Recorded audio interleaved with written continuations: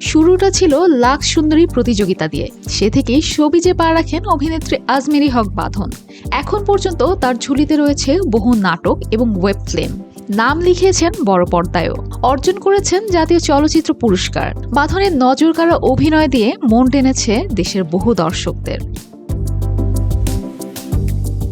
তবে মাসখানেক ধরে সামাজিক যোগাযোগ মাধ্যম থেকে দূরে ছিলেন অভিনেত্রী আজমেরী হক বাঁধন।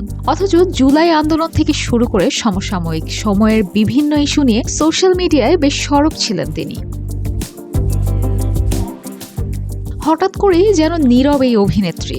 আগে নানা বিষয়ে নিজের মতামত ফেসবুকে জানালেও এখন একেবারে নীরব। কি এমন হয়েছে বাঁধনের? বাংলা নববর্ষে ফেসবুকে পোস্ট দিয়ে জানালেন সামাজিক যোগাযোগ মাধ্যম থেকে দূরে থেকেই ভালো ছিলেন।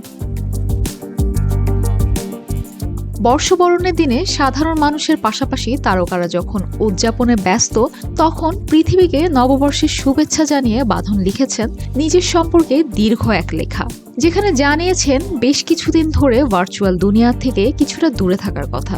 সেই সাথে জানিয়েছেন অন্যের মন্তব্যে বিচলিত না হওয়ার কথাও।